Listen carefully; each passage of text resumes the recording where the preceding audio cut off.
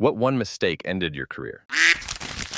Not exactly a career, but I worked in a fast food spot that didn't have any air conditioning, and there's a workers' law where I live that states once it gets to a certain temp in the building, they legally can't stay open. I brought a thermometer to work. Story 2. I sent a scathing email about my boss directly to my boss. It wasn't meant for him. To this day, I still have no idea what possessed me to put his name in the address bar. I noticed his name the exact moment I hit send. You have never felt that much panic. Story 3. Called the HR lady the angel of death to a coworker on chat. HR was in a different state, so anytime they came to town, we all knew it was most likely to lay off people. Angel of Death came to get me shortly after Story 4. I was a part-time intern, making $9 an hour, USFS, and my boss asked if I had any plans for the weekend. I had said I was going to buy a new car, very much old and used as that's what I could afford, and he asked if I was buying a brand new car. My response was that my budget isn't big enough for a new car, and a couple weeks later, during my one-year review, my managers said they didn't have the work for me and that I was disrespectful for telling the boss I didn't make enough money. At the time, I was living comfortably as a college student, just needed different transportation. I tried not to be disrespectful, but apparently I was. Story 5 didn't happen to me, but I remember a coworker of mine getting fired because he put laxatives in his own lunch bag. Some banana head kept stealing parts of our lunches. Turned out it was our supervisor. I'm not too keen on the specifics, since that coworker and I weren't exactly friends or anything. Just kind of had simple conversations during lunch and whatnot. Apparently, it is illegal to poison food with malicious intent. And some of my friends who worked there said he got into some legal trouble because of it. Nothing came of it from what I heard, but that's about all I know. Story 6. Getting promoted to supervisor started the dominoes falling. I worked at a prison. I had been there for about 7 years, and I knew I was most qualified, so I applied for the open sergeant's position. I got it, which is where this story starts. As a sergeant, it was my job to do investigations and document the findings whenever an inmate alleged his life was in danger. I would do the investigation and do a report on my findings, and it would get sent to the warden for them to interpret the evidence and make a final decision. So one day, an inmate gets beat up on a building I was in charge of. This inmate had never spoken to me and had never told anyone he was having friction with his cellmate. Well, when questioned about it, the inmate said he had told me he needed to be moved, and I told him I would. Initially, my supervisors believed him, but after I pulled up the surveillance camera that showed I had never even gotten down to that area that night, due to being on a mission from another one of my supervisors all night, they admitted I hadn't talked to him. However, the higher-ups needed someone to blame, and because it was my area, I got the blame and got fired. As a side note, I was salty about getting fired because I cared about my job, but I wouldn't go back if they begged me. I have a much better job now, and the prison is so short-staffed because of how they treat their people. The officers are stuck doing 16-hour days, 6 days a week. No, thank you. Duck it, what are they gonna do? This was the Texas Department of Criminal Justice. Story 7. I was opening my packages in the mailroom using a pocket knife to slice open the package tape. Secretary came in and chatted. We're both Italian, so we gesture a lot while talking. Sometime after the conversation, the ops manager came down from his office and escorted me out of the building. Had forgotten the knife in my hand while talking with the secretary, and she made an accusation that I had threatened her with it during our conversation. Was fired 3 days later. I had worked with this woman for almost a decade, helped her children with their homework. It's here. Years later, I learned corporate wanted to take down my boss and started the process by going after his biggest supporters. I was the third domino to fall. After I was railroaded, almost 40% of the branch's staff left the company. I guess the secretary was in on it and leapt at any excuse to take me out. Shame.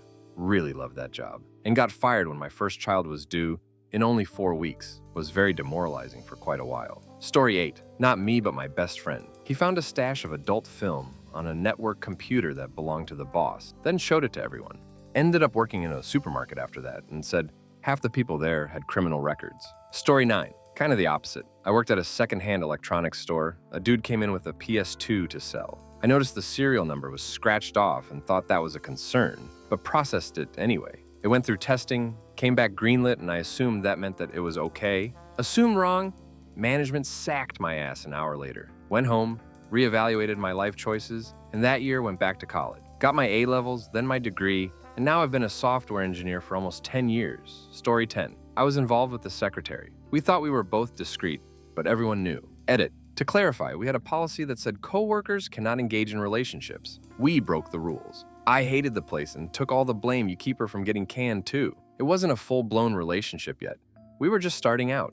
Also, that's all people did was gossip about stuff that was none of their business. Story 11. Call center taking a manager call. Put the chap on hold and comforted the team member. He is a bit of an arsehole, isn't he? Forgot to also put the call on mute, and he requested a call recording. Whoops. Then while on suspension, I broke my leg and went to my hearing after far too little sleep and too much tramadol. When they asked me what the impact of my actions was, I said it was crippling. Far too pleased with that pun to give a duck about the outcome. Spent the next few months coasting through bills, selling bits and bats. Eventually got into marketing. A win in the long run. Story 12. I was the assistant director at a summer camp. One of the very last nights was a sleepover night where all of the campers were there, but not all of the regular day staff. Two of the counselors were caught drinking beer. In an attempt to weasel his way out, one of them told the head of the camp that I gave him permission to do so.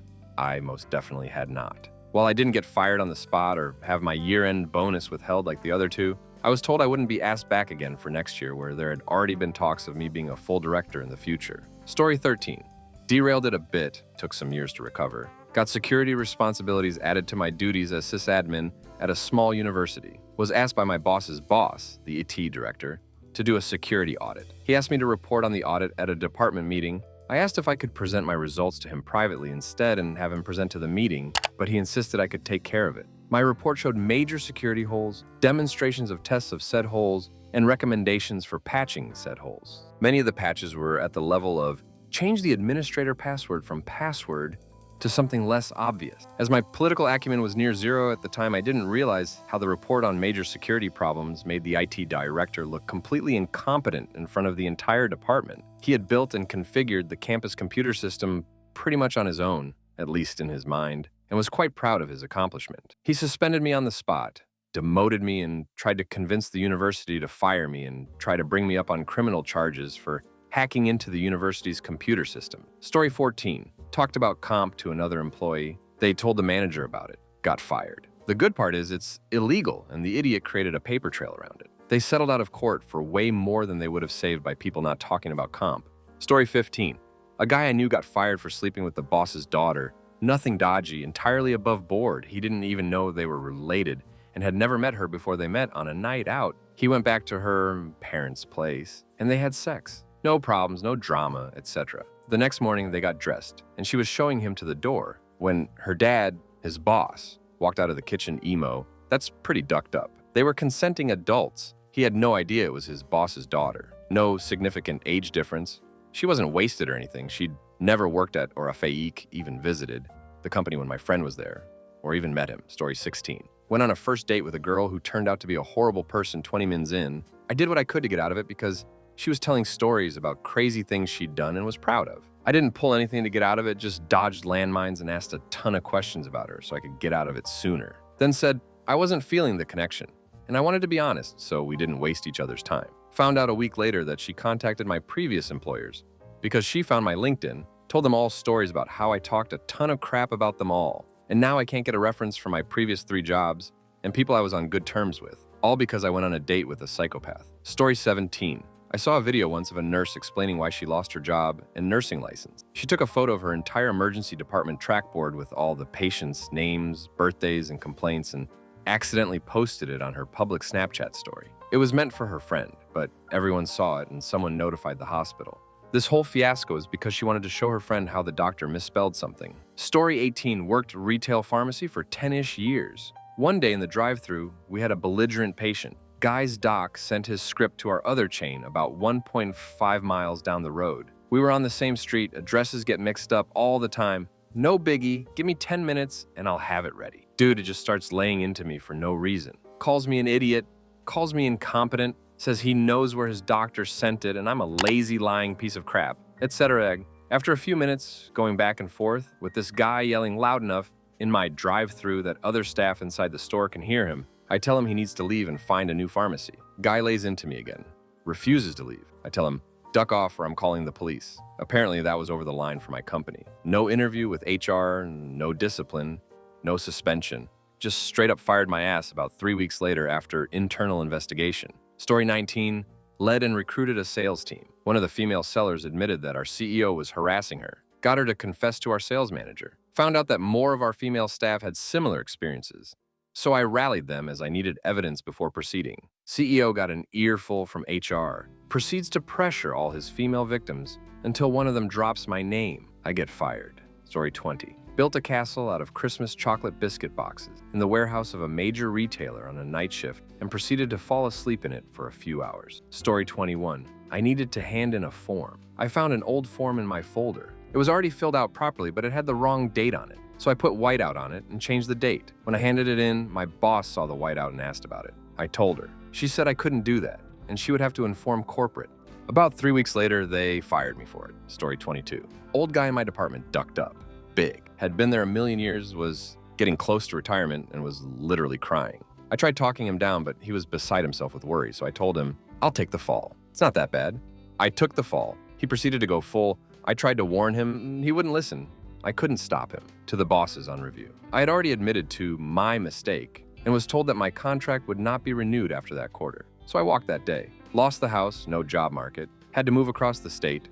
Lived in a spare bedroom at my ducking mother's house with my wife and kids for a year. I'm better for it. Better job, better pay. Regarded as one of the best in my field and have climbed the ranks to boss man. New house, nice car, everyone is better off for it. But I still occasionally have nightmares about getting fired for my duck up. Story 23. I got written up and pushed out of the company for farting in the wrong place. To be fair, I was working in our microbiology QA group at a big pharmaceutical manufacturing company that made contact solution and other stuff. It was Thursday because that was taco soup day, and this particular day it was extra spicy. To get into the fill room, you have to spend like 45 minutes getting dressed in sterile room garb without touching the outside of your suits. It's quite the dance. So I'm in there sampling 100 plus points of contact around the fill needle, and my stomach starts grumbling. It's the end of the day.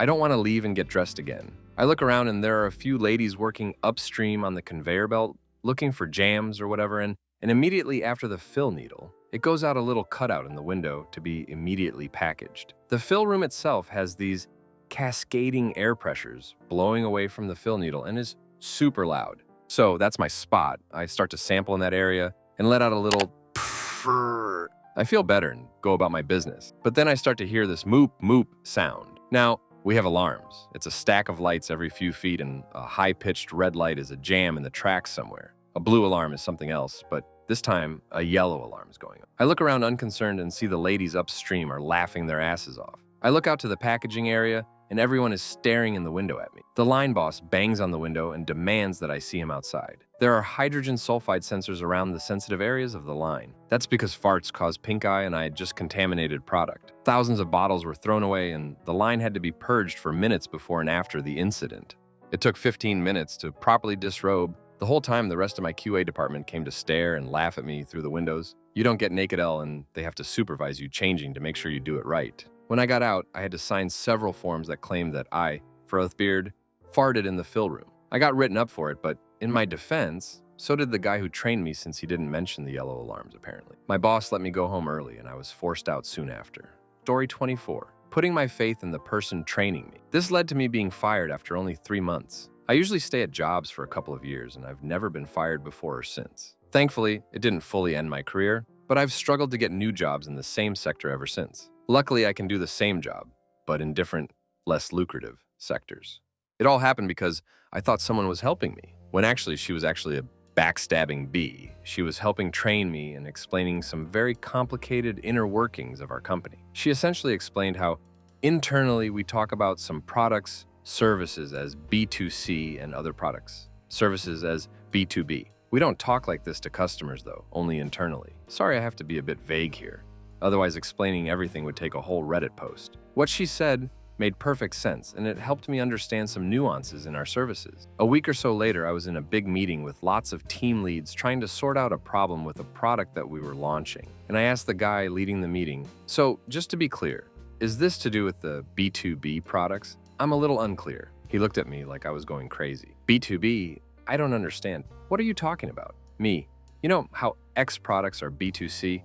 But Y products are B2B, and that helps us categorize them internally for projects like this. The guy just stared at me like I was weird. I turned to the girl who helped train me. I kind of mumbled, "How did you explain it the other day?" She looked me dead in the eyeballs, piercing the window of my soul, and said with a perfectly straight face, "I have absolutely no idea what you're talking about." So she made me look like a total idiot in front of all the team leads, which ruined my credibility. When I had my monthly 360 performance review, I had really negative feedback from the team leads, and she, as my trainer, had given me really bad feedback about not listening during training, which was total BS. That incident didn't get me fired immediately, but she systematically worked out ways to make it look like I wasn't doing my job properly. So after 3 months, my probation period was coming to an end, and HR saw my performance reviews and the reports that I wasn't doing the work, even though I was, and they said, "We have to part ways." To this day, I still have no idea why she did this. We were doing similar jobs, but different enough that I wasn't stepping on her toes. We were also at the same seniority and pay grade,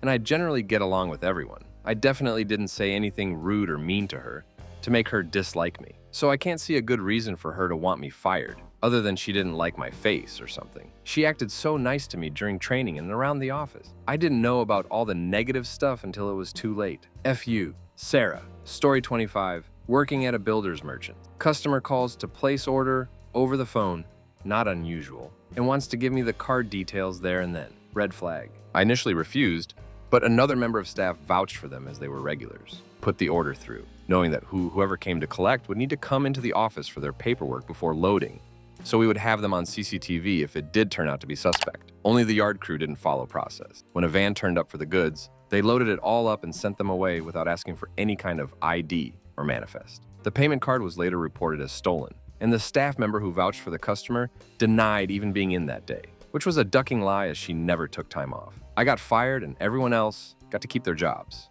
Story 26. I told the truth about a workplace accident. They told me if I lied, I would still have a job. Basically, they wanted to be lied to and not hear the truth or have it brought up. So you would rather employ someone who lies than someone who is honest? Story 27. Every one of these answers are because I was so much of a hero the man couldn't deal with it. Where are the people who got drunk at the work Christmas party and called the most senior guy there a bald idiot? Story 28. I worked full-time to a company contracted to do on-site it for a school district. A teacher asked me about a cart of MacBooks we were working on for her. My mistake may have been talking to her in a noisy classroom because, for some reason, they should be done in a week.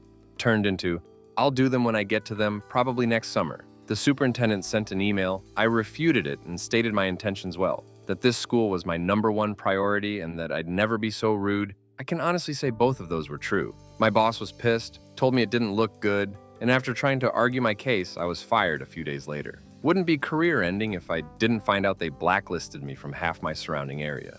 Not through any official means, but since word spread fast, all of the people I never worked with would crap-talk me to their clients. I know of at least 2 companies where that was the direct reason I wasn't considered. I had to start using short-term contracting companies for jobs. They didn't work out well either. Followed that up with a mental breakdown, physical illness, dad died, and several more things. I will likely die before I see the other side of this. I really liked that school. Story 29. Way late to this, so it will probably get buried, but oh well. I used to be an arborist. I specialized in awkward tree removals, preferably big trees with structural issues and loads, breakable, non-movable objects, e.g. buildings, etc., around that needed to not be damaged. My career was to the point where other local companies would call the company a worked for and ask if they could hire me out for a job that they were worried about.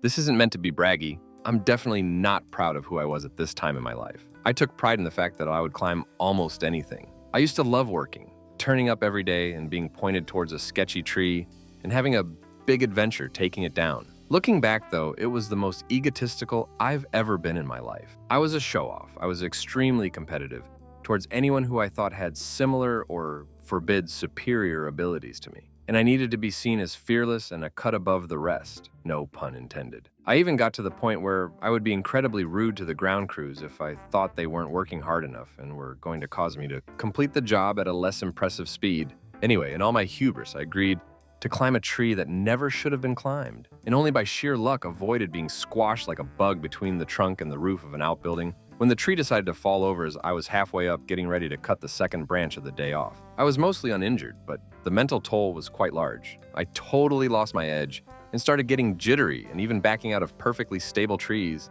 Ended up having to take a pay cut. Nobody was requesting me anymore, that's for sure. I also developed vertigo, and anytime I was up a tree, it felt as if the tree was falling and the ground was rushing up at me. I couldn't sleep any night when I knew I had work the next day, which is most nights when you think about it. And I started having crazy anxious moments where my heart would beat really fast. I carried on like it for 2 years with minimal improvement because I had financial responsibilities and no skills for anything else. Luckily, I was eventually able to get work as a consultant in the same industry, which is a mixture of office-based work and site visits that involve looking at trees instead of climbing them. But my career as a climber is definitely over. Story 30. It wasn't a mistake. I ended it on purpose. This was back in 2001. I worked for a dreadful company as a contractor for one of their suppliers, but sat in their office. The work was super dull, but easy data entry with a finite amount to do each day. Every morning I worked hard and did it all. Every afternoon I chilled out and chatted out coworkers, etc. Even though I worked for them, they couldn't give me any extra work because I was doing the work for a different company. Anyway, the work always got done. One day I was walking past my supervisor's desk and saw an email from her boss with my name at the top. It said, "Check his productivity.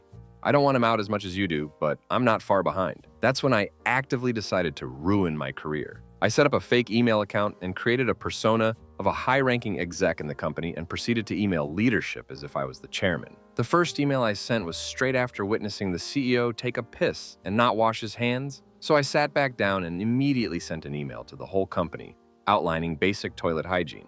Other emails included pretending I'd been on a leadership course and had learned new business jargon, but instead it was just slang words for pleasure himself. So I instructed the senior leadership to now use phrases such as, "The way you have beat Kojak. This quarter has improved profits by 17%, etc." Others included inviting the leadership team on a fox hunting team building trip. As I knew the CEO enjoyed hunting, I made sure to include photos from HuntSab sites of foxes being torn up by dogs in the invite mail. Overall, I sent about 2 emails a day for around 3 months, and the whole place was going mad. Senior managers bursting into offices around the building demanded to know who it was. I couldn't believe they hadn't caught me. Eventually, they suspected a coworker, and when he got pulled into a meeting, I told them it wasn't him, it was me. Next day, I got hauled out to face the disciplinary committee where they had printouts of all the emails I sent, and one by one, we went through them all. "Did you send this?" "Yes, I did." Eventually, they asked why, and I just said, "It was funny and you deserved it. What do you think is going to happen now?" "I'm going to collect my stuff and leave." For some reason, it was a casual day, so I happened to be wearing bright pink shorts and a loud, retro shirt. I also had a pair of cheap, plastic gold Elvis shades in my desk, so I put them on and strolled out, past a guy who had accused me of sending hard fun emails just the day before, which I denied at the time, but admitted as I walked past as smoke came out of his ears. On the way home through town, I stopped off at the library to send them one final message from my persona, congratulating them on hunting down and firing me for daring to bring a smile and some personality to work. They absolutely hated it.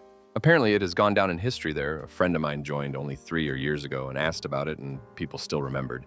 It's also still one of my best creative projects I've done and was very worthwhile and the right thing to do. They've gone bust now anyway. Story 31. Showing up to work noticeably drunk, I broke my typical vodka for breakfast routine, and it ended everything in my life as I knew it, but in the best way possible. I worked a corporate insurance job and was already on notice for poor performance attendance. I went to work and was in a blackout, which wasn't unusual, but because I drank more and added a different liquor than usual, I wasn't really functioning. My boss had a coworker take me home. HR called and told me basically that I could take some time off and take care of my health issues. Strongly suggested FMLA saw my therapist that weekend. I'd been lying to him about how much I drank and desperately trying to get him to help me manage my drinking better. Turns out, I'm an alcoholic. I checked myself in rehab and haven't had a drink in 8 years. At that particular job, I went from being on the brink of being fired to being promoted to assistant vice president and being sought after by competitors in my industry. I ended my career as a drinker, and I shifted the trajectory of my life.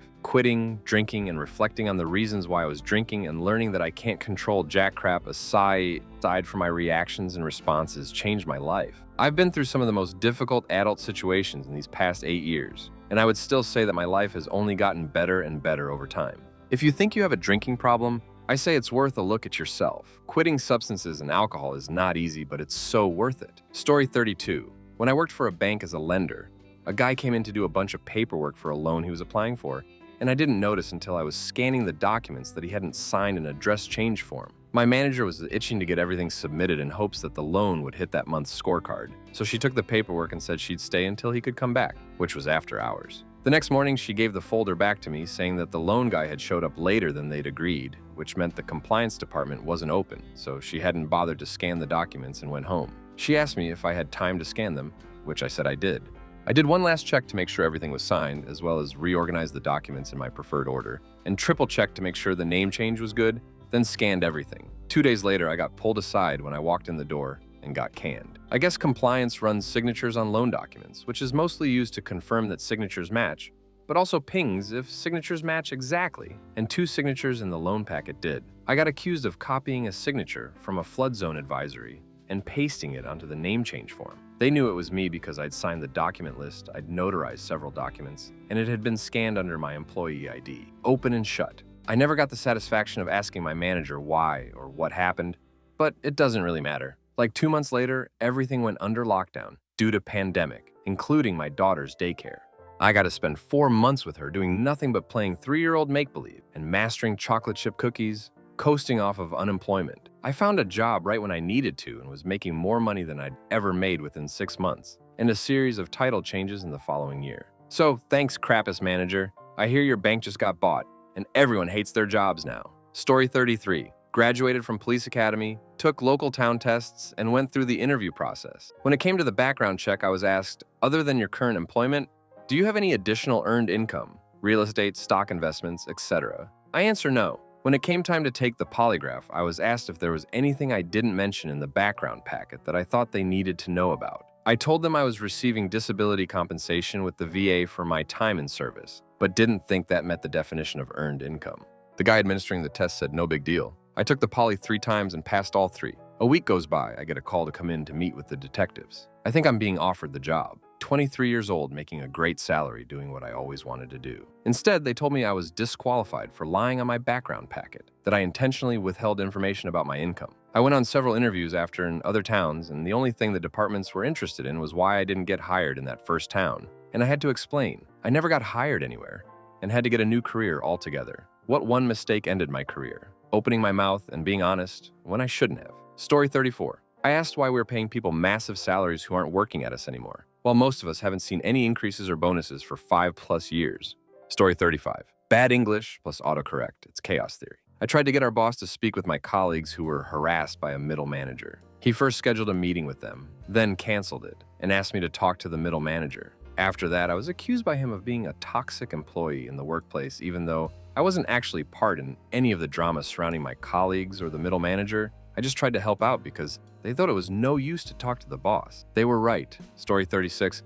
Stood up for a colleague who was being unfairly targeted in a team meeting. Promised I'd hear out his project idea and see if there was any validity to his bold claims. Turns out everything was a lie, and I sided with someone the organization was trying to get rid of. Didn't go well with my superiors, but I'd say it was a career-ending move. Story 37. I was in college track and field as a thrower. I would practice for 3 hours, lift weights for 2 hours. One night I practiced more than usual, must have exhausted my body, and I tore 3 ligaments in one knee during a throw. My coach and I were both bummed, but I had to quit the sport. The thought of not being able to be mobile when I'm just growing into adulthood, and the thought of maybe not being able to play with my kids in the future, I couldn't bear the thought of it. I was very excited about the prospect of going to the Olympics, and although it would have been an arduous road, I was showing promise. Despite that, I'll never be the guy who says out loud, yeah, I would have gone pro, but Click's tongue knee went out on me. Story 38. I took a half day off for a doctor's appointment. It ran longer than I thought. I texted my boss that I'd be a bit later than expected. I got home 1 hour past the allotted time for a half day and missed a meeting. I was fired the next day. An hour isn't a bit. I'd been at the company for 6 years. It took me 6 months to find a new job in a different field, but I'm much happier with the work I'm doing now. Story 39. Not one mistake, per se, but a variety of incidents that made it clear that, at the time, I was clearly unsuited to work in a retail store directly with customers. After getting fired from my 3rd store in 8 years, I got the message and went back to school for it. That decision was the start of a 35-year career in state service, working with mainframe computers in various capacities, and making way more than I ever would have selling TVs. Story 40. I've been in teaching 25 years. It's a union job, so you have to either suck or harm a child or colleague to get fired. And even if you suck, they'll put you on a sucky to okay teacher program of improvement to give you a full year to straighten the F up, so you can step on toes all day long and not get fired. But here are some things people have done that I remember that got them marched out the door by the superintendent. This is a district with 6,000 kids, hundreds of staff, collecting money for supplies from students, pocketing any and all cash, collecting money from kids for Christmas gifts for poor kids in the area, Pocketing the money. Story 41. I fell down a flight of concrete steps and broke my back. I was a very successful dog trainer, and my clients were supposed to de-ice their stairs in the winter, and they didn't. I ended up lying in the snow for over 45 minutes before crawling to my car. I had to have my tailbone removed, coccyxectomy, and I'm now handicapped from the waist down. Although I can still walk, I have a cane for bad days and I stay in bed on flare-up days. I was making $100 an hour, and now I get $850 off of disability for the month. And no, I didn't get a penny out of a lawsuit or a settlement or anything like that because I was too afraid to even tell my boss what happened because it was a very small business and I just couldn't afford to lose my job. Instead, I lost my life. Story 42. I had a child and could no longer work past a certain time as I was hired at this warehouse job where my schedule was 6:30 a.m., 3 p.m., which was perfect for me. My GF would take the kids to school and I would pick them up. I also had time to relax or pursue other personal endeavors before their schools closed as well. About 9 months in, they changed the schedule to 8 a.m., 4:30 p.m. In addition, we were constantly behind on work, so they scheduled us until 5:30. I told my manager at the time I can't work past 4:30 as it takes me almost an hour to get to my son's school at that time due to traffic. And it also makes it very hard for me to cook dinner and get them to bed in time. I offered to come in early to work 9 hours when needed, but he understood and let me leave early instead. New manager came along, and I informed him the same thing. I was leaving at 4:30 every day for almost 6 months without any issue. We weren't constantly behind those 6 months, but there we were always scheduled until 5:30 on Mondays. I also tried to talk to him about my struggles with the schedule, but was constantly ignored. 2 weeks ago, I got called into a conference room and told I was being fired for abandoning my workplace without authorization. I told him that I've been doing this for months and it's never been an issue. I've also never received a warning, but he didn't care. I hated every moment of being here, so I didn't fight that hard to stay. I just wish I had something lined up before leaving. Story 43. Accepted to lead a team of freelancers in a high-stakes project while being a middleweight contributor because my boss was in an awards festival. Someone from the global office put a boss from another company of the same holding to keep tabs on us halfway through the project. The guy turned the project upside down, would ask us to have things done by 9 a.m., only to show up at 4 p.m., and ask to redo everything for the next day. After 3 weeks doing that, amounting to 230 of work and getting nowhere, I arrived home hearing my heartbeat very loudly and decided to never work in that industry again. Even in a different industry, I still have PTSD and can't bother to work a minute past official clock off. Story 44. Didn't get any sleep the night before, answering calls from a store in need, and did not take the next day off when I needed it. Ended up speaking my mind in front of a corporate liaison. Story 45. Joining the Works Council made me realize how ducked up certain parts of the company were. Getting to see and hear all the crap that's going on and getting so much pushback from management to get things in a better place killed off all motivation for me. So I quit and joined a new one and made a promise to myself to not do that again. Story 46. Apparently not sucking up to management can sometimes be career limiting. Simply being friendly and doing a good job isn't always enough, it seems. Edit. Just to be clear, by sucking up, I mean really sucking up, not establishing genuine rapport with your manager, which of course is a great thing and to be expected. I'm talking about people trying to make management happy in a way that comes across disingenuous. Story 47. Went to the next town with my boss to buy trucks, but we didn't find one. A week later, the pay for that 14 day was not on my check. I asked the boss's wife, aka bookkeeper, why I was not paid for that day. She gave me a funny look, asked for my pay stubs, and left. The following Sunday, she came to my house. We don't work Sundays. She asked if I was sleeping with her husband. Turns out she was supposed to go with him, and he told her a male coworker was going. 15Y of a career ended with a man's lie. I moved on and surprise, surprise, fired for sexual harassment. I'm a woman working in road construction, and I was not the one doing the harassing. It's a small industry where everyone he's worked with, everyone at some point. Story 48. Made the mistake of trusting my boss to be a good person and not a corporate slave worried about his own standing in the company, and telling him about an opportunity that came my way and genuinely asked for his advice. I told him I could stay on for up to 3 months as he needed to help ease any new team members into the role. 2 days later, I was called in by the HR and told me that my last working day was 2 weeks from that meeting. Lost my other opportunity also. I don't know if my boss had anything to do with it or not. Needed to move out of the country as I was on a visa that didn't allow me to stay on, essentially ending what was possibly a very promising career. Story 49. Reported assault and couldn't prove it. That ducker is still working in the same restaurant 7 years later, and I had to go into it and abandon my dream to be a head chef. Hate it, but I make more now, so I cook at home and call it a day. Story 50. An ex-colleague was WFH. The W did not stand for work, unfortunately. Was asked to send something to his boss, took a screenshot which included all his open adult tabs on the Windows bar, and sent it to about 10 people. He was sacked the same day. This was a year ago, and he is still out of work. Story 51. I gave a customer the discount she qualified for.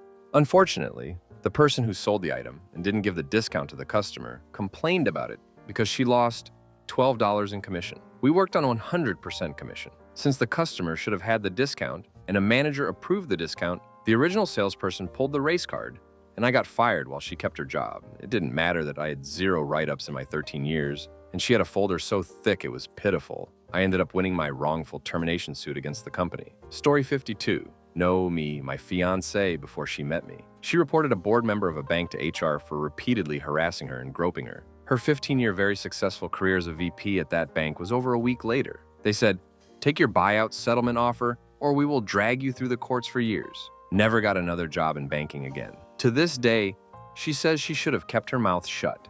Story 53.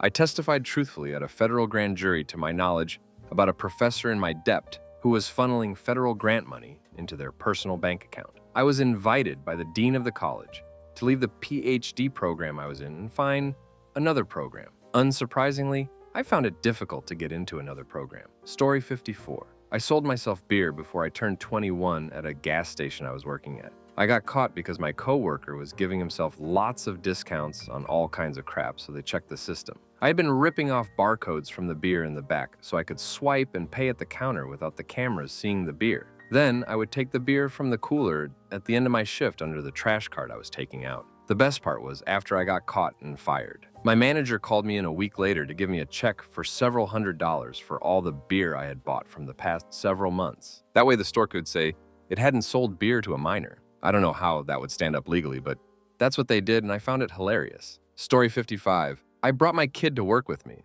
so I didn't have to call out. I needed the money. It was an after-school program at a school. I worked off-site, so I thought I was good. My coworker ratted me out. I lost my job 2 weeks ago. I'm not sure what's next. Story 56. Oded while driving a forklift, woke up with puke all over me and a panicked coworker who thought I had died. I lost my license to drive these machines. Story 57. Not seeking the medical care I needed for various injuries while in the military. Not only am I now unable to physically work in the fields that I'm most familiar with, I also have missed out on tons in disability due to the majority of my injuries not being documented. Being the tough guy is stupid, kids. Take care of your body. Nobody else will do it for you. Story 58.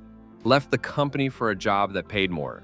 Not that much more. I left arrogantly. I was 20-something back then. To this day, I regret it. They liked me there, had a plan for my career, have a lot of training, but I cared more about some more money and having company car. The truth is, I was not as good as I thought and got fired after 6 months from the company I went to. Story 59. I asked my boss for a raise after I helped open a new store for her and trained half the employees when I hadn't had a raise in 2 years. She told me I hadn't proven that I was worth it, so I retired. She told me that when I got bored, she'd be happy to take me back. It's been just over a year. She's mistaken if she thinks I'd ever be bored enough to crawl back. Story 60. Taking advantage of the company's open door policy. As it turns out, the policy is only useful until you go through the door, raise any actual issues, and you'll get fired. Story 61. I had a date with a patient's relative, and that was the reason I got fired. Neither patient nor the relative complained about it. I was working as a translator for international patients in a private hospital. I still to this day find it unfair, but pay wasn't good anyway. Story 62. Going to law school. Bye-bye wetland science, outdoor field work, and 40-hour weeks. Hello commercial litigation, butthurt clients, and 11-hour days. Story 63. Reported harassment, but the guy was super charismatic and popular with the higher-ups. I got excluded from work events, whispered about in the office, and generally made a laughing stock. Ended up leaving, what's the biggest mistake you made on your first job interview? Story 1. Asked about a time I had to make a compromise, and not drawing on any past experiences beyond an hour ago, I cited the time I had to give the last Blue Jolly Rancher to my girlfriend, even though it's my favorite flavor. Still got the job, but wow. Story 2. Interviewed at a bank. Was going perfectly, despite how nervous I was, and I was probably in with a great chance. Then, as a final question, the panel asked me, "Why should we hire you?" And I word vomit replied, "Because I probably won't steal your money." I was not hired. Story 3. Not exactly a mistake, but I went to the counter of the store and asked if they were hiring. They said they were, and gave me an on-the-spot interview right there in the middle of the store, with my mom standing right with me. I was 16 and she had given me a ride to the store. My mom proceeded to answer every question for me and kept talking me up. I ended up getting the job and worked there for over 2 years, so thanks, Mom. Story 4. I had had several jobs before my first actual interview, but my first interview was for a job selling hot dogs. I was asked what my biggest weaknesses were, and stupid teenage me listed actual weaknesses like being lazy and not really caring about anything. I wasn't very smart back then. I didn't get the job, but found an article in some magazine. This was before the internet was used by regular people. Shortly after that gave me the right answers to that question. Story 5. Asked about my hobbies, talked about sewing and reading. Guy pushed a little more, asked if there was anything else. I was confused why he would push at this question and said no. I was interviewing at a ducking video store. The correct answer is watching movies get. I will never let myself live that one down. Story 6. It was at a popular craft store. They asked what crafts I like to do, and I have zero craft talent. I lied and said I liked making jewelry because I did so in school once. They hired me, and whenever a customer had a jewelry question, they always asked me. I eventually learned the ropes, though. Story 7. I dropped my suit off at the dry cleaners and went back to get it the morning of the interview, and they had lost it. With the interview only about 20 minutes away, the owner gave me his suit to borrow. It was a tan suit, way too big, had a striped pattern, and reeked of mustard and sweat. Safe to say I did not make a good first impression at that interview. Story 8. I was applying for a fast food job. We went over my application and all that jazz. So far, so good. Then the manager says, "Who's important?" Me. Totally confused. "Excuse me." Manager. "Who's important?" Me. Still clueless. "Everyone is important." Manager. Nearly weeping at my cluelessness. "The customer. The customer is important." I didn't get the job.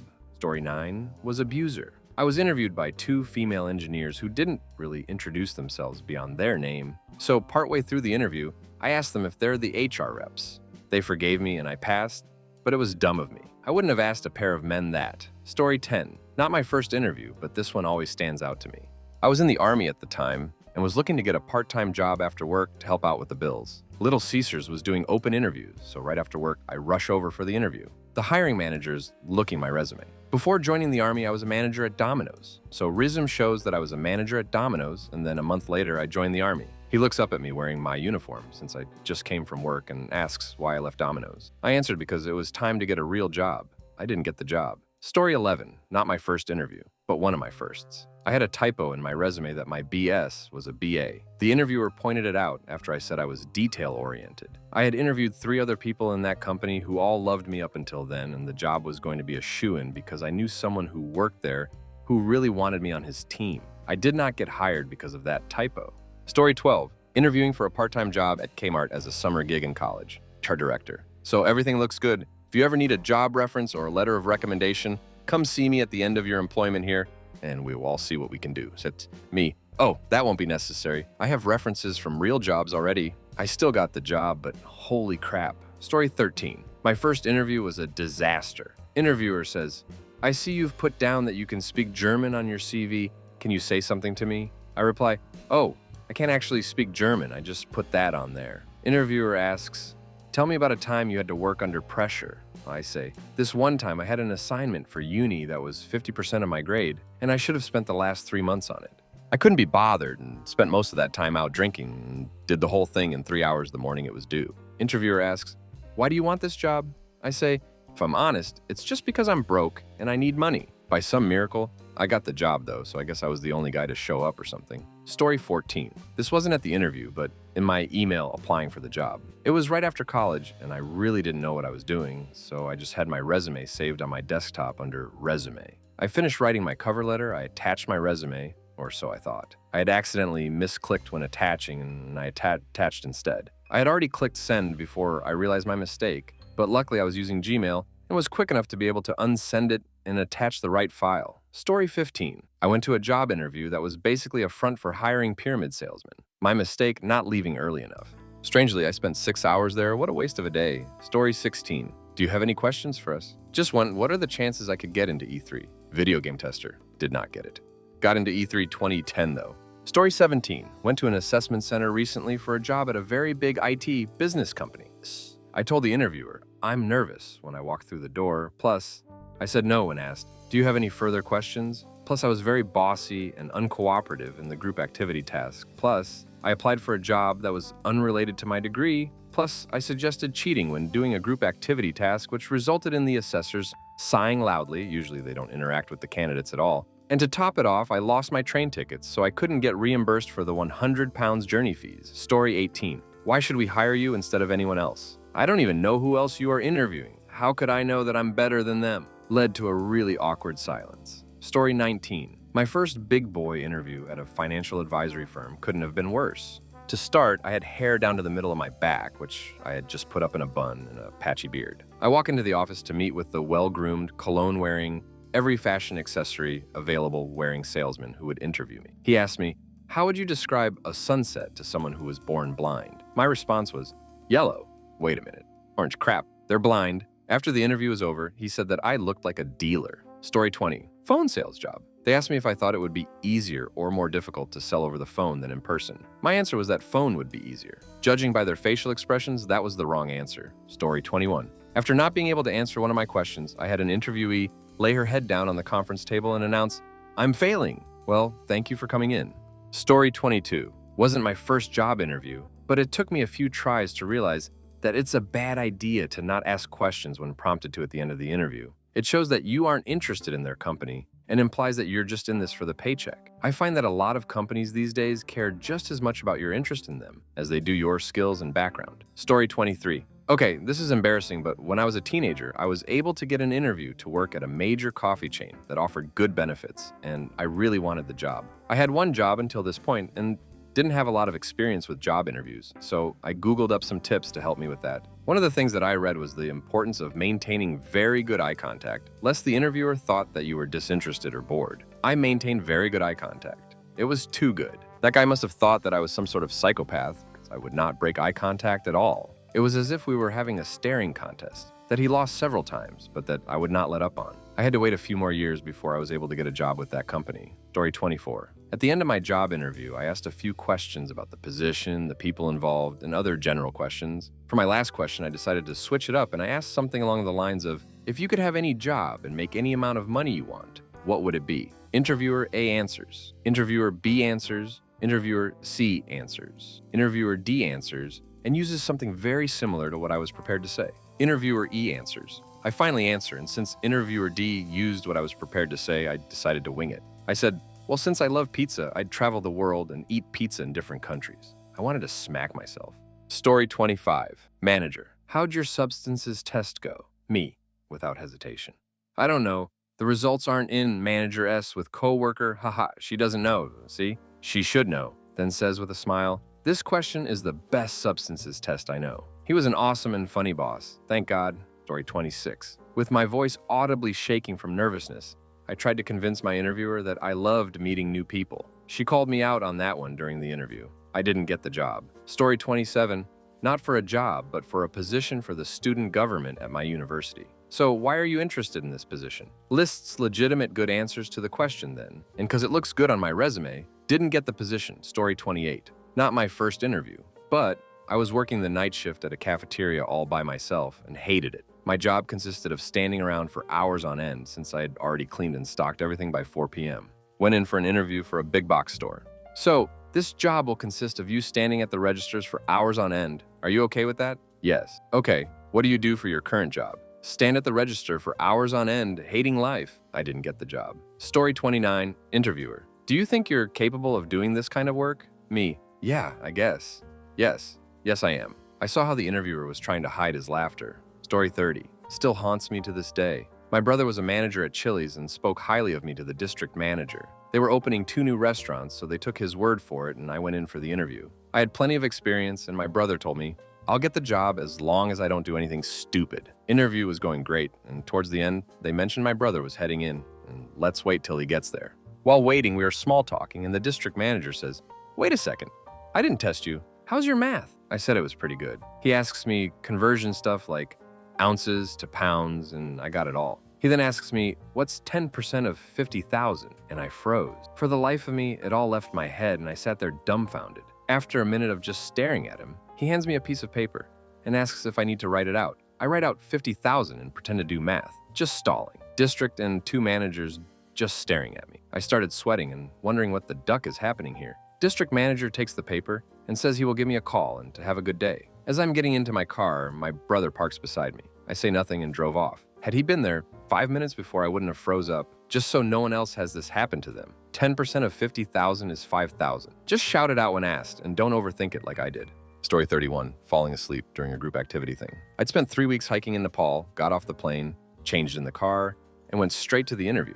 It's annoying as I'd gotten through to the last 20-ish out of thousands that applied. Nepotism, woohoo. But I couldn't for the life of me stay awake. Story 32. Once I went to an interview, and I had to bring with me my curriculum. It was raining and it got wet. I tried to explain, but they never called me again. Story 33. I was young and applying for a job in a home department store that I really didn't want, but was just doing so to appease the benefit payment gods. The interview was going too well, so after them briefly talking about health and safety responsibilities associated with the job for a bit, they then produced a couple of laminated photographs of a clearly hazardous warehouse and asked me to point out what was wrong.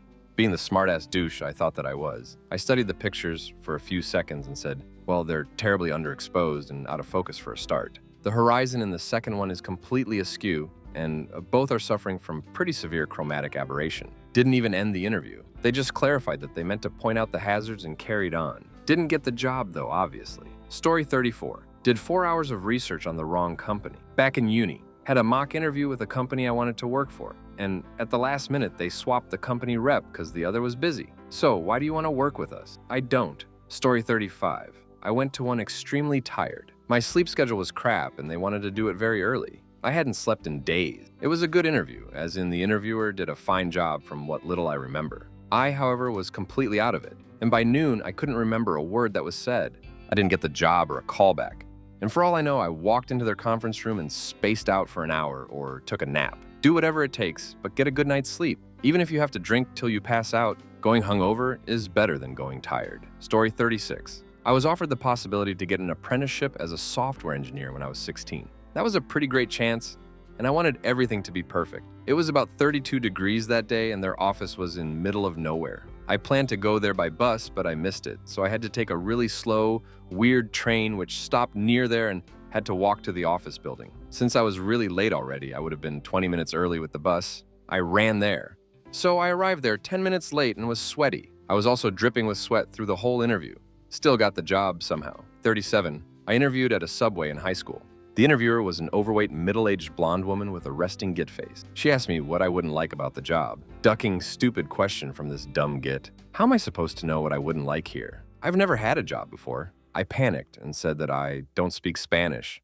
I don't live anywhere near Mexico. Second job interview was to a union job making bricks. The interviewer came into the room that I was sitting in, and the first thing he said was, "I hate this ducking job," while spitting his chew in an empty can of Coke. Later on in the interview, he says, "You're from, so you've had to done something illegal. What did you steal and what is your favorite substances?" I replied that I don't do substances and I've never done anything particularly illegal. He then asked what kind of crime I would commit to fit in with the rest of the employees. Rob a liquor store. I like liquor and money. He hired me on the spot. My mistake was accepting the job. Story 38. I was interviewing for a job doing programming. After acing a phone interview and tech interview, I was flown to their headquarters for more interviews. During the HR interview, she said, "We're actually trying to fill multiple positions. We have some openings in customer phone support. Would you be interested in that?" Me, being a git, said, "Not really," when honestly it would have been fine, but the job I was interviewing for seemed cooler. They asked why, and I said that my father does similar work and hates it. She then says, "Oh, well, to get our employees to really become familiar with our product, we have them spend 50% of their time in customer support for the first 3 years." I backpedaled a bit, but it wasn't of any use. Pro tip: when you don't get the job, ask where you were lacking or what you can improve. They confirmed that this is where I screwed up.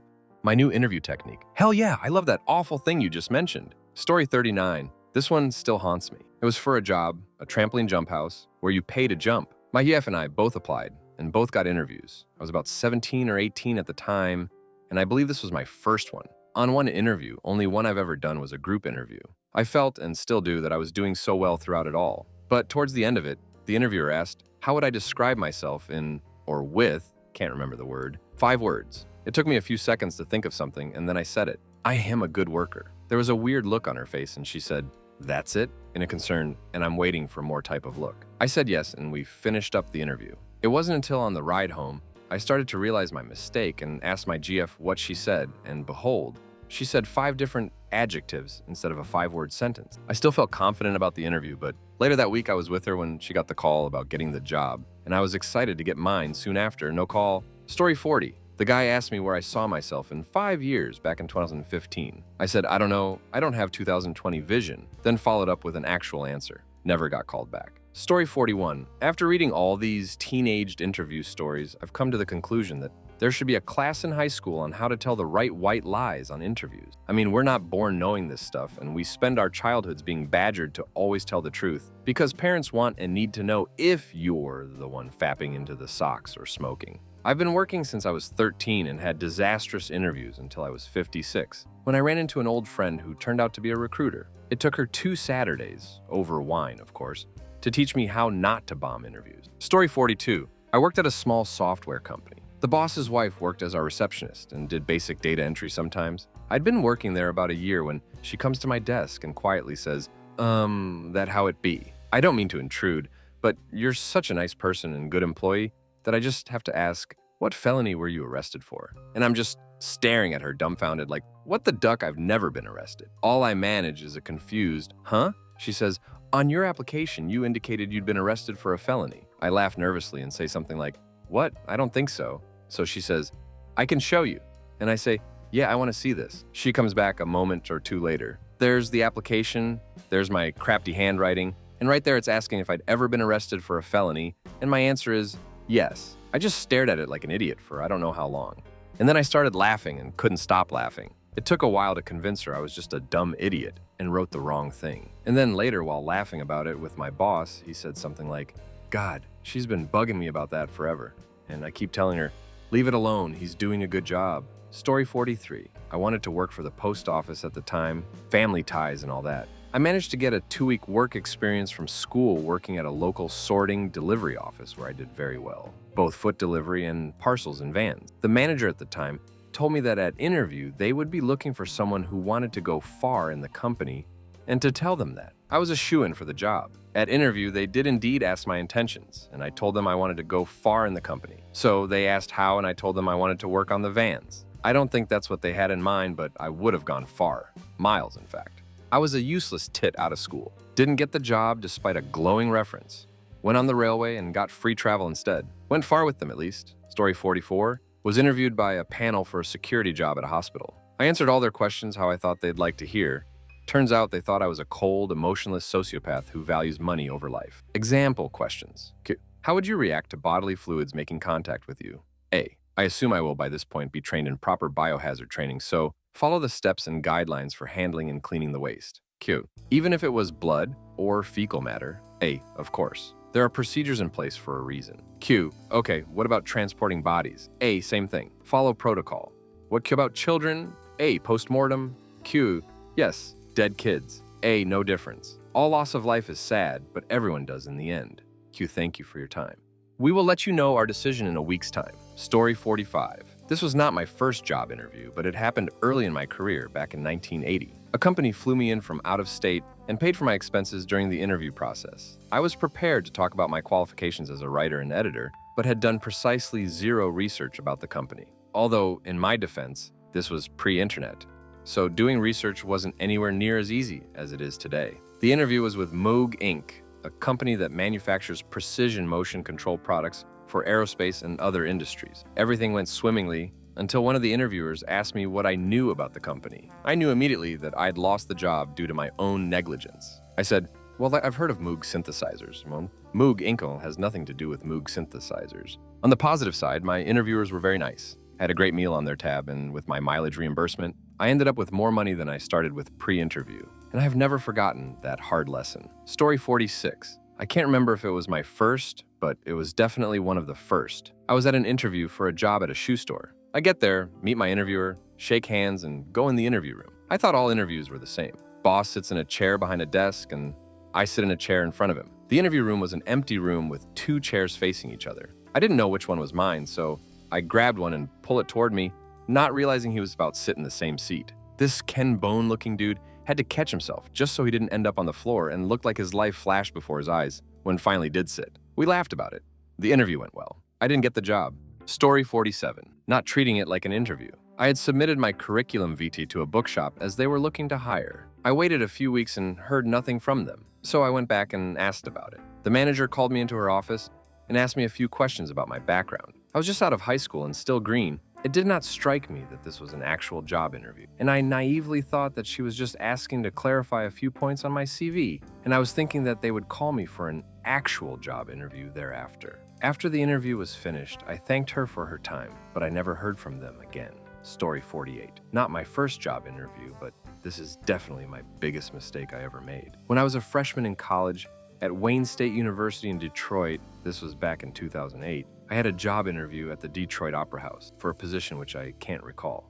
I didn't have a lot of money, but I had a dress shirt, dress pants, and a tie. The only thing I lacked to complete the outfit was a nice pair of dress shoes or anything even resembling nice shoes. I had skate shoes, bright orange, white, and green element skate shoes, but I did have nice black socks. So I hopped on my bicycle, rode downtown, locked my bike up, and decided, hey, maybe I just shouldn't wear shoes at all. They probably won't notice if I come in just wearing socks. So before going inside, I took off my shoes, hid them in the bushes, and waltzed in there with the confidence of a man wearing dress shoes. Story 49. I had a job interview at an insurance company call center on Thursday, October 11th, 2001. This interview included a timed test at a computer terminal to judge typing speeds and data entry capabilities. As the test began, there was an announcement over the PA system announcing a moment of silence to commemorate the 1-month mark of the 9/11 attacks. I didn't know what to do. If I paused, I would fail. If I carried on with the test, I might be judged as inconsiderate. I paused. I did not get that job. Story 50. Applied for something I was horribly unqualified for. Wasn't done with school and couldn't even work the 40-hour work week for the job and did little to no research about the company. Am not charismatic and or a good bullcrapter. Yeah, my first ever interview was a train wreck and I cringed thinking about it. Story 50. My first job interview went horribly. I had no skills, no references, nothing. I was living in an entirely different state than my family with my now ex. My interview was done while standing on the floor with customers walking past, and the interviewer was very rude, berating me about not having experience or a college degree. This job was at a place that sells things for $1 for duck's sake. She also pointed at my lip ring and said, "Take that stupid ring out of your face." I could already tell I wasn't going to get the job, so I pointed at her face and said, "Get that stupid brain out of your head," and walked out. Story 52. It was a phone interview from Toronto to Ottawa for a 4-month internship with a well-known government company in Canada. There were 2 interviewers on the line and the interview lasted 45 minutes. The interview went very bad from the beginning. I was skipping questions and taking long pauses, creating awkward silences. They had 10 questions prepared for me, and I ran out of time and only answered 5 of them and skipped 3. It was clear that I had no chance of getting the job. At the end of the interview, they thanked me for my time. There was no chance for me to get the job, and I'll probably never see these interviewers again. Anyway, as they're about to hang up, I say, "See you later." There was an awkward pause, and I might have heard one if the interviewers chuckle, and I just quickly hung up, one of my cringiest interviews ever. 3 weeks later, I got the job. No, I didn't. Story 53. A company called to schedule an interview with me once, and I answered the phone like a complete jackass. Something along the lines of, oh, hetero, in a stereotypical Asian voice. When they said who they were and if they could speak to me, I said, "Hang on," in a deep voice, covered the phone with my hand for a few seconds, then answered politely in my normal voice. Got the job, and nobody ever questioned why I apparently have a cartoon Asian man as a secretary. Story 54. Interviewing at PetSmart. When I was a teenager, I honestly filled out the part where it asked if I had ever done substances. I thought being honest would get me somewhere, so I said, yes, weed. I was an idiot. Story 55. Went for a job interview in a basement nut club. They were refurbing, and there was crap everywhere. I confidently walked straight to the bar to talk to the manager who had been pointed oyit to me. Turns out the crap on the floor was a makeshift barrier because that had just painted a load of concentric rings on the floor and I didn't realize, and walked through. Didn't get the job. Story 56. I was on a technical skill interview for an accounting software company. The interviewer asked me about accounting and I was able to answer. I was feeling confident, and then he asked on me, "How do you describe a book to a blind person since birth?" I froze, and all of a sudden, tears fell down my cheeks. The interviewer was in shock and also confused as to why I'm crying. The truth is, I didn't have an answer. He went out to get some tissue, and I explained the topic was kind of sensitive to me because I have a blind sister, which is 100% legit. He ended up apologizing and retracted the question. BTW, I got the job. The interviewer is actually my boss now, and we just laugh about it every time it comes up. Cool guy. Story 57. One time I turned up several minutes early. While I was in the waiting room, I took an orange from the bowl that sat on the table in front of me. I started lobbing it against one of the doors and catching it as it rebounded back. I threw it and the guy opened the door and the orange hit him right in the stomach. I must have thrown it pretty aggressively as he was winded on the floor for at least 45 seconds. I informed the receptionist and she came over with a confused eye and a raised eyebrow.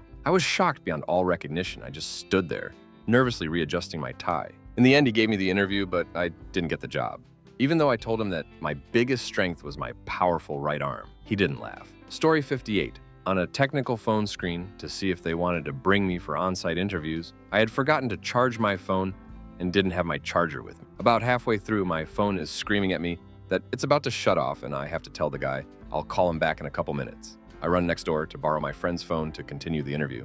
Unsurprisingly, I did not get invited for an on-site. Story 59. I was interviewing for a sweet teacher's job at a private school when I was asked the question, how much do you like kids on a scale of 1 to 10? The only answer they want to hear is 10. For some reason, though, I decided to level with the guy and say 6. As soon as I said it, I knew I ducked up.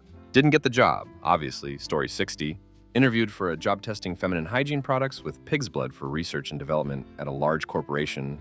I'm a man. The elderly female interviewer kept asking me throughout the interview if I could handle working with blood, if it made me squeamish, etc. I got a little annoyed that she kept bringing it up, so I told her that my great-grandparents immigrated from Romania and that I was 1/4 Transylvanian. She gave me a really nervous laugh and didn't bring it up again. By the time I got home, there was a message for me saying that I'd got the job. Story 61. I applied with UPS at age 18 after dropping out of high school. There were maybe 6 other people interviewing that day as well. When it was my turn, I sat down and he asked me why I wanted to work for UPS. I told him that I was trying to save up for a month-long road trip to Alaska that started in 3 months. Needless to say, I did not foresee how that would not make me look like the best candidate. I was the only one in the group not hired. Story 62. I was interviewing to be a dishwasher at a restaurant. The chef, who was the interviewer, asked me why I wanted this job. The real reason was the reason any high school kid wants a job: money. I panicked, though. I thought that was an inappropriate answer. So instead, I started spewing all of this nonsense about dishes being my favorite household chore. He laughed in my face. I got the job, though. Story 63. I interview a lot of teenagers for their first job. One of my questions relates to the fact that the job requires focused attention to do the job right rather than quickly. So I asked for an example of them doing detailed, focused work with excellent results. I had one girl who aced the interview, except when I came to that question, she was totally flummoxed. After giving her time to think, I gently prodded her about her perfect makeup, and she just ran with it. Makeup is hard, why I don't wear any. Story 64. During university, I was approached by some women randomly, from Hollister, I think it was.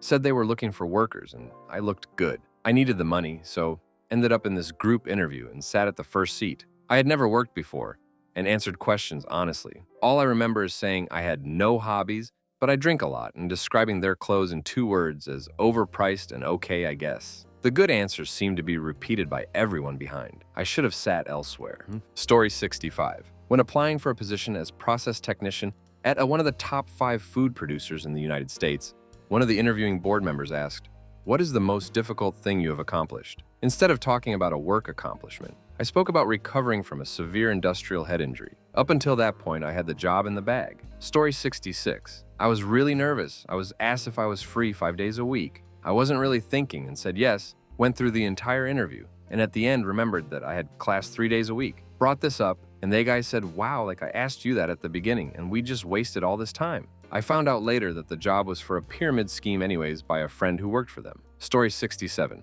Oh, I still cringe at this. Interviewer. We expect our employees to be punctual. Me. Well, I am somewhat of a grammar Nazi. Interviewer. What the heck, look? In my defense, I was 17 and stupid. Story 68. They asked if I was ever late, and I replied with, "Yeah, who hasn't been late?" Tried to redeem myself with, "It was only once or twice due to my car being broke down, but I got a taxi straight there." Oops. Story 69. I interviewed at a restaurant when I was like 15 or so. Manager. Who's the most important person in the restaurant? Me. The manager. Try again. Me. The cook manager. Try again. Me. The waiter's manager. The customer. The customer is the most important. Thanks for coming in. We'll give you a call back. Never got a call back. Never got that question wrong again, though. Still feel like a ducking idiot, though. Story 70. I managed to zone out. I was just mentally somewhere else while the guy explained the position. I came back to, "Does this sound like something that is interesting to you?" Luckily, I just said yes, and we moved on top other details. But I have no idea what he said in that minute or so. Got the internship anyway. Story 71. My first interview was for a seasonal position at a bookstore when I was in high school. I had read a bunch of interview tips online to prepare, and one of the tips was to always ask questions at the end of the interview. When the time came for me to ask questions, I panicked and asked her how vacation days worked. Needless to say, I did not get the job. Story 72. I get super nervous in interviews and very tongue-tied. I went for an interview at a doggy daycare. As I was answering the interviewer, I wanted to say this job won't feel like work because I will enjoy it so much. But it came out as I wouldn't even consider this a job. I did not get hired. Story 73. My boss, who was in a wheelchair, was conducting the interview. When he decided to give me a tour of the building, I said, "Autobots, roll out." Mainly because this is high school and I was an idiot. Boss was not amused, but I still got the job. Story 74. I called some lady by her first name over the phone while asking for directions, and she just gave off this vibe that she hated me once I showed up. Scowled throughout the interview, and I didn't get the job. Job interviews are extremely arbitrary, one little social blunder and that's it. Story 75, I got asked what I would do in a high-stress situation, and I was like, "Oh, you mean if an axe murderer came in?" Blank stares for a few seconds before the hiring managers started laughing. Got the job. Story 76, the ad said to submit a handwritten cover letter and CV. I took this literally and proceeded to write out a copy of my CV onto plain paper to go with the cover letter. Still got the job though, so I guess I must have had amazing handwriting or something. Story 77. I begged them to let me keep my crafty mustache. It was McDonald's, so of course, the answer was no, and I'm happy they made me shave then. My younger high school days were all about trying to grow facial hair and failing. Story 78. Someone I know asked company execs at a dinner how they liked working at a competitor's company. He was interviewing for both. Smart guy though, still got the job. Story 79. What's your salary requirement? $25,000. That's too low. I'll put down $30,000. Turns out another girl who was hired by the same temp agency to do the same job was paid $34,000. Do your research and don't lowball yourself. Story 80. I got the job. I was so excited I took my resume and application that I filled out for them with me. I could not figure out why they never called me for my training shift. Story 81. Interviewing for McDonald's employer. So why did you apply here? Me. I heard it was easy to get a job. Employer. Laughs. Me. Laughs. I didn't get the job. Story 82. Telephone interview for a real job after college. I told the interviewer that I wanted a job that wasn't retail or minimum wage. I didn't get called in for an in-person interview. Story 83. I didn't fully research the type of work I would be doing, analyzing Hubble images, as in, I couldn't name a single instrument on the telescope. Now I make more money, but hate my job. Story 84. Didn't ask enough questions about the job, and it ended up being a different, yet fundamentally similar job than I originally applied for, because my application has been forwarded to another team without my knowledge. What is the most expensive mistake you have ever made? Story 1. Getting a DUI. On top of it being incredibly stupid, reckless, and dangerous, it ended up costing me $20,000 all said and done.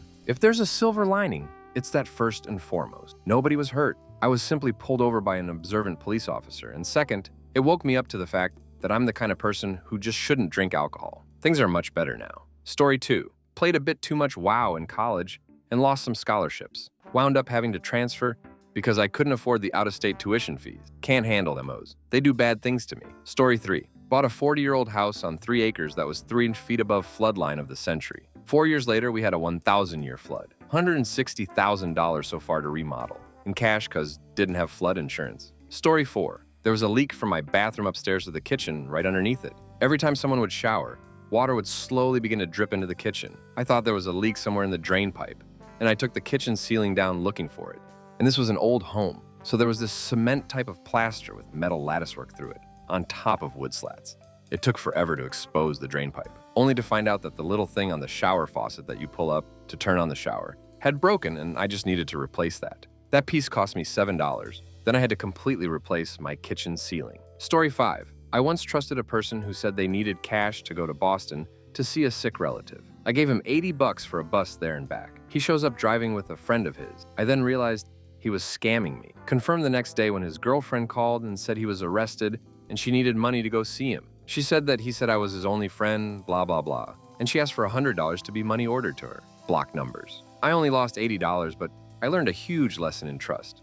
Story 6. I had no idea it was even an option to take classes at community college for the first year or two and then transfer into a 4-year university. Had good grades and standardized test scores, so I was under the impression that my only real choice was which university I wanted to attend the next year. Meanwhile, my girlfriend went to community college for 2 years, transferred to the same university, and got a degree that looks exactly like mine for somewhere in the ballpark of $20,000 cheaper. Edit. Worth noting that she knew what university she wanted to go to and what she wanted to major in, and made sure that all the CC classes she took would transfer and were necessary for her major. In general, if you go to any kind of college with no plan and kind of wing it, you're going to pay a lot more. Story 7. I once bought 2 pizzas because they were 2 for 1, but when I checked the receipt, I realized they had charged me full price for both. I have a sheltered life. Story 8. When I built my first gaming PC back in 2005, I spent $800 on the CPU alone. It was probably something meant for workstations and serious multitasking, and I stupidly thought,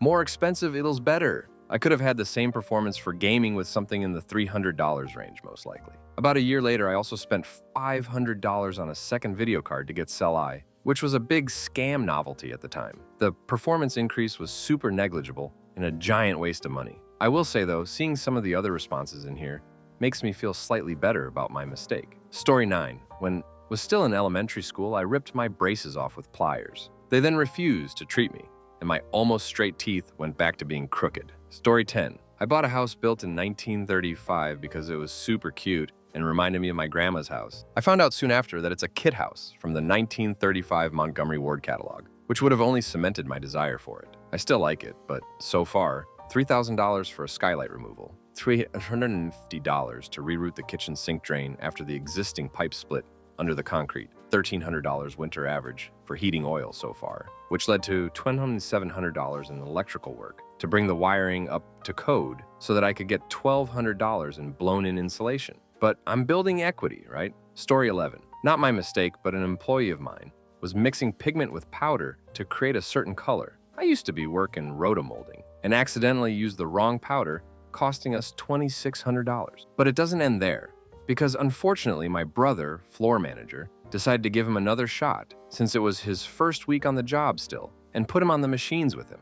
A little backstory on the molds on the machines. They are welded, then coated with Teflon, expensive ASF, so we can only use plastic SCRs on them to sell it the other excess plastic. Well, this guy ignored my brother's warning and used a metal skir, quite nearly stripping all of the Teflon. Can't mold something that has scratches all over it or it comes out ducked. Needless to say, he cost us $5,000 in damages in one day and fired on the spot this time. Side note, this employee was fully trained and warned about these potential mishaps before each shift and during. Story 12. I earned a few academic scholarships out of high school but didn't know how to use them. I figured they would have been automatically applied, but I didn't start college right away. So my lack of understanding, preparation, and willingness to ask people in the know resulted in me losing a couple $1,000s toward my education. Story 13. Rented a U-Haul to move from apartment to condo, same town, and bumped one of the balconies in the alley behind the condos. Put a very small dent in the canopy part of the truck, and when we returned the truck, they told us since we didn't get the insurance, we would have to pay for the fix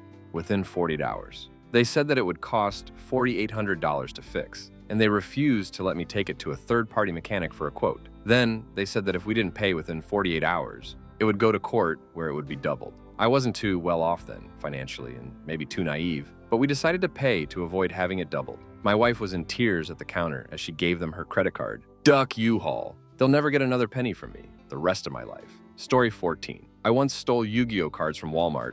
Well, tried to steal. Obviously, I was caught. It cost my parents $800 in legal fees. I felt bad about it, and so I got a job.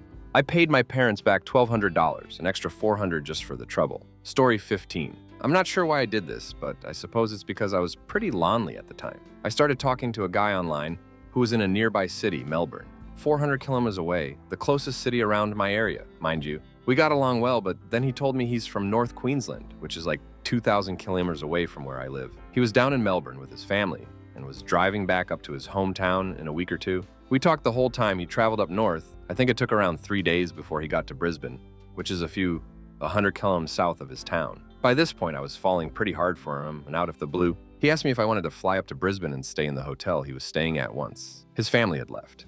I gave it a lot of thought, stalked every little detail of his Facebook and Insta account to make sure he was legit, and eventually agreed to fly up and stay with him for a week. It cost around $350 for the flights, which was surprisingly cheap for the distance. But here's the thing, I was on student welfare at the time, so only had $100 left and didn't get paid for another 2 weeks. I thought, all right, I can do with $100. I'm sure he'll buy me dinner since I've made the effort to come see him. I should also mention that I lied to him early on and said I have a job on a fishing boat with my brother, which I have worked on a few times, but it's nothing stable, so not really a job.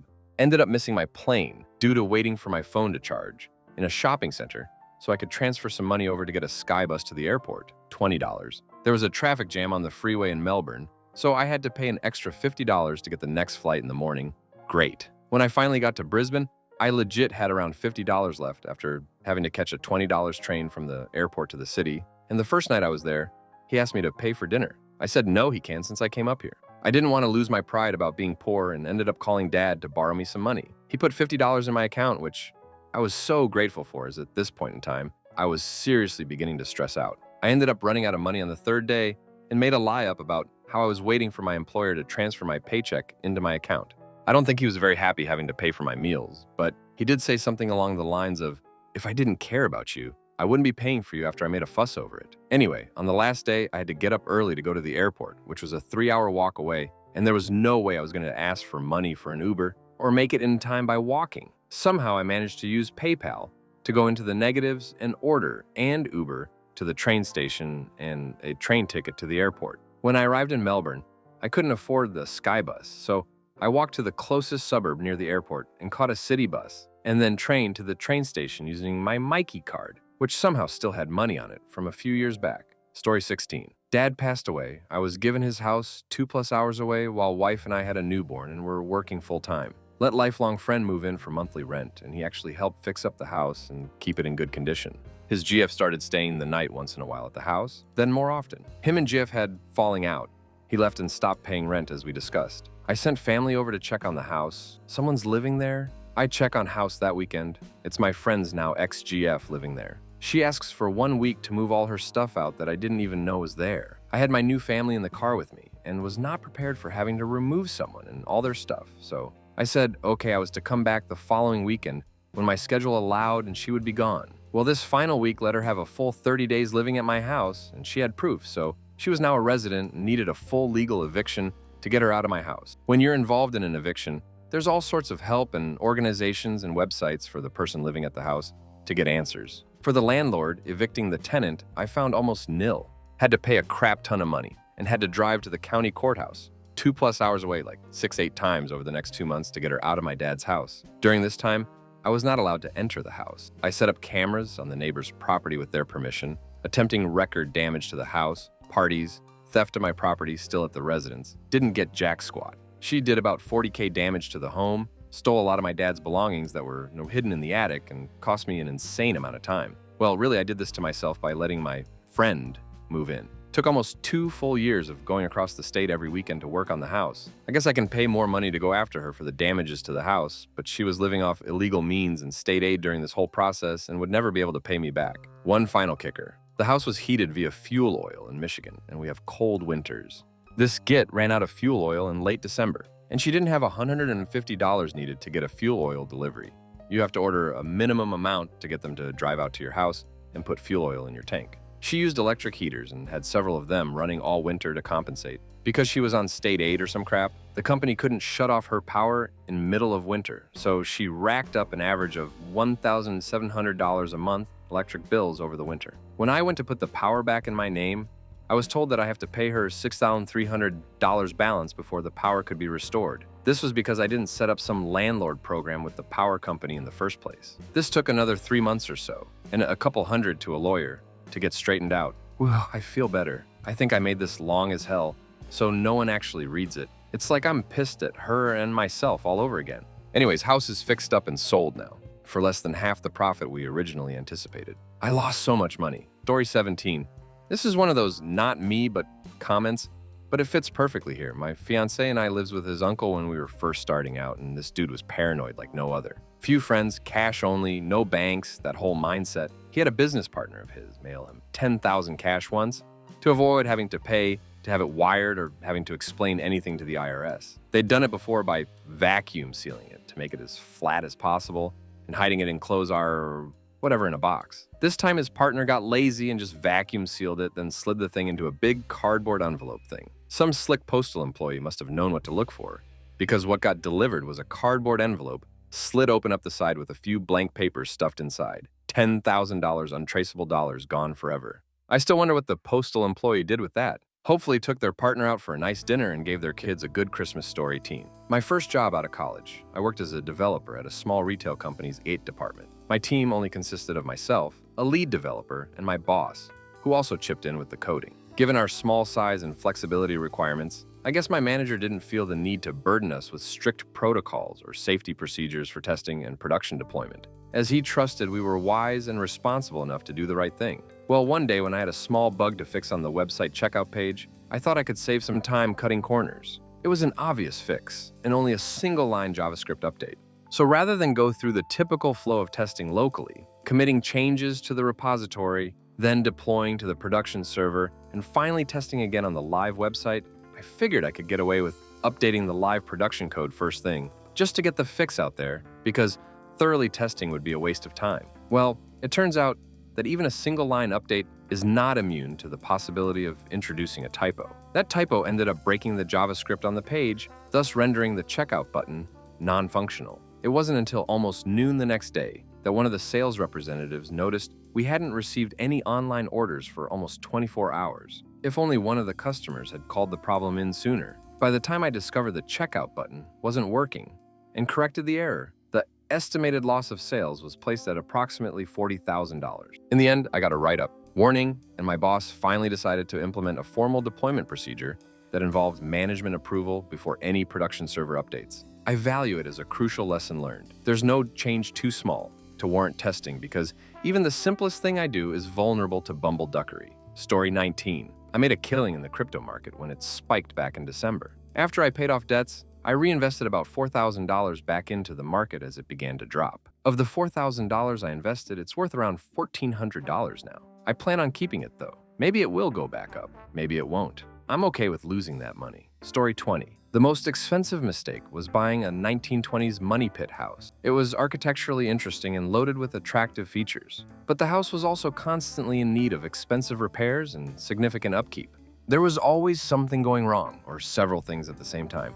It was a relentless money drain and we're thankful to have sold it. Story 21. Went to college. Didn't do research on loans and how they worked. Almost all of my six-figure debt is private loans. The depression of these loans has me contemplate death daily. Story 22. I bought a Saab 9.3. I paid $2,000 for it, for my lab partner. It was a high-mileage car, but my God, it was fun to drive. For the first 5 or 6 weeks, I owned it. Then it blew a coil pack. At the time, I didn't know that was what happened, but the mechanic figured out what I should have known to check. They wanted to charge me $800 for the part. I found one on eBay, had it shipped overnight for a total of $96, then installed it for $200. Found out later the install process involved a grand total of unscrewing 4 bolts, snapping the part into place, and screwing them back in. Dr. Alf Motors and Chico can eat crap. Slimeball business with predatory service advisors. Then it blew another coil pack. Then it blew a crankshaft sensor. Then another coil pack. Then another. Add in other miscellaneous engine components along the way, plus brakes and a few ruptured brake lines. I don't remember what it was at this point, but I remember spending all day removing a manifold to change some tiny, cheap little part that was essential to operations. Except for the first instance, I did all the work myself. No way I could afford the prices of a European car repair shop. Each time I bought a coil pack, they were more expensive. Last one was about $300. All in all, in 2 years, I dumped about $3,000 into a $2,000 car. Lesson learned, though I wouldn't say all the money was a complete waste. Some of that $3,000 were the tools I still own now and have come in handy since. Story 23. Getting married at 23, then divorced 13 years later. It's been 12 years since the divorce, and I still have not recovered financially. To be fair, I also had my mom nearly die from a heart attack in there, and I got cancer at the same time. Life is tough, but you soldier on, right? Story 24. Trading in a car that had low miles and was paid for a Porsche 944. Piece of crap doesn't even begin to describe this thing, and every part for it was 3 to 4 times more expensive than a normal car part. Story 25. I have to get it off my chest. Hopefully this doesn't turn into a Tifu by saying things I shouldn't. so I will be vague in some areas to protect myself. My wife and I were big fans of this small business, and as it turns out, it was becoming a franchise. We're relatively smart people with a balance of knowledge between us that should lead to being able to run a small franchise store. We're, let's say, in our 40s and know a few things about business and the industry the franchise is in. With experience under our belts and a passion for the product, we decided to invest. For those who don't know, there's a document called a Franchise Disclosure Document, FDD, that outlines pretty much everything about a franchise and exists to educate investors. We read through the FDD a dozen times at least and felt like we knew what we were getting ourselves into. After signing the franchise agreement, we notice odd things happening, but don't put two and two together. Costs spiral out of control, operations manuals are a joke, procedures are so wrong that if we followed them to the letter, which is what you're supposed to do, we wouldn't ever open our doors. We finally get the store open despite the help from the founders. Being such a new concept, the marketing plans were non-existent. Basically, their plan was to go around town and give your products away to get people to come to your store. Fast forward several years and hundreds of thousands of dollars later. The store lost money every day from the first day. We followed every tip we would get our hands on, but nothing worked. The cost of goods sold was way too high. And even with me working 70 plus hours a week for free labor was too high. Ultimately, we had to close the store and walk away. Our huge mistake cost us over $500,000. No more college funds for the kids. Other investments liquidated to keep the business afloat. If we held on much longer, we would have been homeless. Story 26. I work as a graphic designer. My main job during the year is getting product catalogs ready for print and mailing. We usually print just shy of 100,000 catalogs a year, which comes out to $80,000 or so. Every year without fail, with as much preparation and comb through, I always make at least one mistake, which haunts me the entire year. Story 27. Dated a guy who seemed great. Moved in together, he then decided his job was boring, so he quit. I spent years paying almost all the rent, paying his car insurance, buying the groceries, paying the majority of the bills, etc., while he did whatever he wanted. I don't even want to know how much I wasted on him. I'm just glad to be rid of him. And because everyone asks, I paid his car insurance and bills so he wouldn't have an excuse to not look for work. I paid for groceries because I still had to eat. He was responsible for anything he wanted that I didn't eat. And I paid the rent because my landlady was so sweet and kind, and I didn't want her or her family to suffer because my crafty ex didn't feel like paying his half that month. Story 28. Grew up with too much HGTV. Bought a fixer-upper, estimating I could refinish the entire house for $15,000 if I did everything myself. It's a 100-year-old house, and I'm afraid of saws. Let's all laugh for a minute. Story 29. My first car, a gas guzzler. Maybe $22,000 with a high interest rate. I thought $400 a month was affordable, but I was not counting insurance and gas. Those three factors altogether totaled up to over $800. I feel like that bad purchase informed my financial situation for years, but I now owe less than $3,000 on it, and it will be paid off in about a year. Story 30. Swore I wanted to go to a film school out of high school. Applied to Full Sail in Orlando, Florida. They require half of the tuition up front. $22,000. I went for a tour of the school and was dazzled by the cool neon lights and film sets. I look out alone with Sally Mae and began school. After the second semester, I realized that it wasn't for me. While it is a bachelor's degree, it's not like you can change your major and readjust to your new realized interest. I ended up miserable and dropping out in the first days of the second semester. I still owed $22,000 regardless if I dropped out or not. I decided to drop now and save myself from spending another $22,000 in the second year. To rub salt in the wound, absolutely none of the credits earned at Full Sail were eligible to transfer to other universities, $22,000 and nothing to show for it. That was 10 years ago, and I finished paying off the loan, thank God. I joined the military and worked hard to pay off that loan. I took advantage of education benefits and worked on an actual bachelor's degree, graduated, and then completed a master's program from a great university in Florida near where I was stationed. I've got a great job now, doing something I love. I've redeemed myself, but it was certainly a learning experience. Story 31. Marrying my ex-husband. He controlled all our finances. My paycheck went into one pot, so of course that meant he could spin how we were doing any which way he wanted. On top of that, all the stupid cars he kept buying, losing the house, not getting my full half because he kept it, all the expensive electronics, giving his family money every month, not investing in my own 401k, and not getting half of his, losing out on the supposed mutual fund that existed. Still not sure it did, but I don't know where that money went. And of course the divorce expenses and cost of therapy after. Not to mention the money I gave him to help him during the divorce because I still cared about him. Story 32. All right, I used to work in it for a large restaurant. My job was to roll out updates to the payment devices. It was during a stressful time when another company bought us out. Not to mention it was March Madness, so we had to be careful with what we did. I was told to approve some updates for about 150 plus stores. When we approve these updates, we make sure to push them for after hours as to keep business flowing. It was 10 minutes before I was about to leave for the day.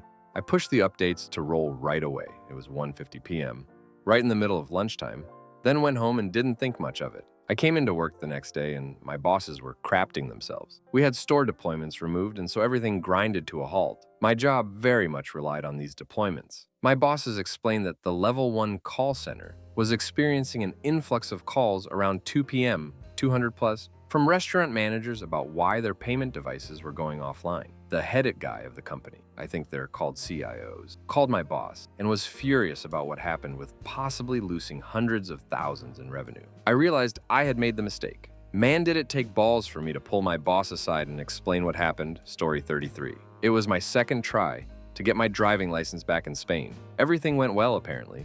I was asked to park the car, so I parked it in a huge space. It was in front of a garage door, so I thought, I'll move it backwards a bit. Little by little, I suddenly heard a huge thud. I hit the back car. Funniest thing, that garage door was unused and I could have left the car there, and that was the end of the test. But of course, I failed. Now, I don't know about other countries, but in Spain, at least my region, there's no tests in August, and this was right before that. So I had to keep going to driving lessons for a month, failed a third time, until I passed at the fourth try. And in total, I spent like €1,000 more than what I should. I'll always remember this.